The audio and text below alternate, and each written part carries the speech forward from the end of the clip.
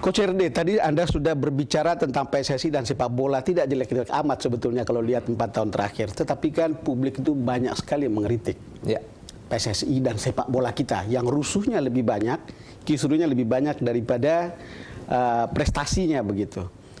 Sebetulnya di dalam sepak bola kita itu benar nggak sih ada mafianya? Sebetulnya ini pertanyaan yang sama yang ingin saya sampaikan, bahwa karena sebetulnya kita bicara tentang mafia dan mafia sepak bola. Mungkin saya juga sering mendengar bahwa ada Calciopoli di Italia. Betul. Dan itu sudah bahkan yang kemarin FIFA kan banyak yang sudah ditahan kepemimpinannya. Nah, sekarang di Indonesia memang saya sering mendengar selentingan-selentingan seperti itu. Ya, ada beberapa teman-teman yang mengatakan, oh, ada tim yang kalah pada kompetisi 2 tahun yang lalu, kemudian kok malah yang kalah mendapatkan bonus lebih. Yang kalah dapat bonus lebih. Jadi ini sesuatu tanda tanya apa benar atau tidak. Tapi sejauh sepengetahuan saya sangat sederhana sebetulnya untuk mengatakan apakah mafia itu ada atau tidak.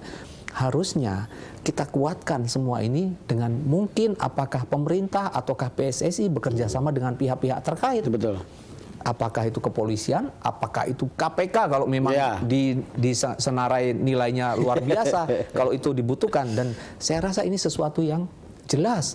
Ada fakta, ada bukti, kita nyatakan salah benarnya di dalam hukum. Kalau saya sendiri pernah mengalami 1 kali, ya, waktu itu saya bersama Sriwijaya FC membawa tim di Liga Champion Asia.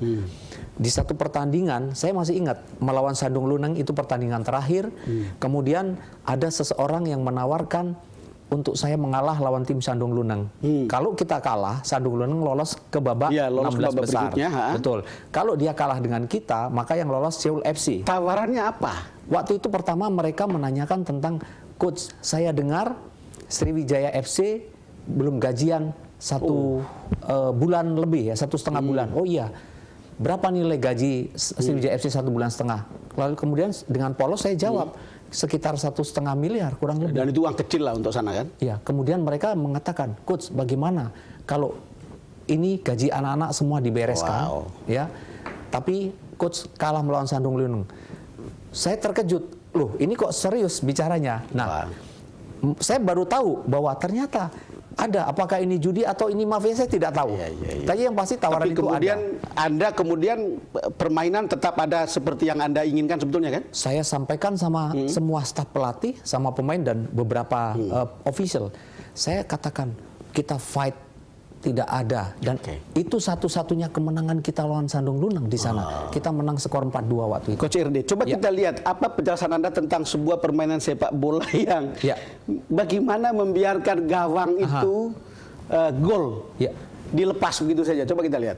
Nah, ini pertandingan antara PSS Sleman lawan PSS Semarang. PSS Sleman. Coba kita lihat. Itu 2014 Oktober dan itu bola biarkan saja begitu. Coba ditendang kayak begitu.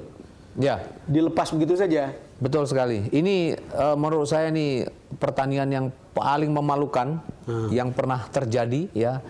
Dan sebelumnya pernah kita melakukan itu bersama tim nasional, saya ingat ketika waktu itu ada Piala Tiger dulu, masih Piala Tiger, title-nya masih belum, sebelum AFF, Piala Tiger atau Suzuki tepatnya waktu itu. Nah, seperti ini artinya ini sesuatu yang sangat memalukan dan mencederai nilai-nilai yang justru paling esensial di dalam olahraga sepak bola, sportivitas. Coach, kalau lihat seperti ini, mestinya orang akan bilang pantas PSSI dibekukan.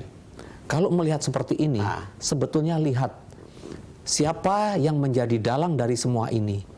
Inilah saya katakan bahwa kita tidak bisa semerta-merta mengatakan PSSI atau siapapun salah. Semua harus dibuktikan, semua harus melibatkan hukum. Kita punya polisi, tangkap itu yang terlibat. Harusnya pengusutan dimulai dari semua pihak yang terlibat pada saat itu. Jadi tidak hanya berhenti kepada pelatih dan pemain. Kasihan, saya kenal persis dengan Coach Heri Kiswanto. Tahu, pemain yang terbaik. Menurut saya banyak sekali mencontoh dari kehidupan beliau.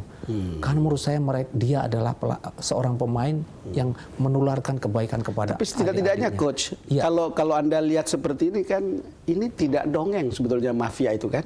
Mau dalam ukuran besar atau kecil, kelihatannya nyata sebetulnya. Tapi itu bisa jadi, itu spontanitas pada saat kejadian di tempat, Bung Don. Ingat, karena kalau kita melihat background kenapa ini terjadi adalah mereka ini tidak mau saling menang untuk menghindari salah satu tim di grup lain. Cerita dari pertandingan ini sama persis. Tapi keterlaluan untuk saya gayanya. Apapun alasannya, sekali lagi apapun alasannya, pertandingan seperti ini harus diusut tuntas pelakunya, harus dihukum seberat-beratnya. Kalau PSSI terlibat, PSSI dibekukan pun saya setuju. Oh, jadi kalau Anda lihat sebetulnya ya tangkap saja tikusnya tapi jangan bakar lumbungnya. Tepat. Coach RD kita akan lanjutkan lagi. Betul. Pemirsa, kami akan segera kembali.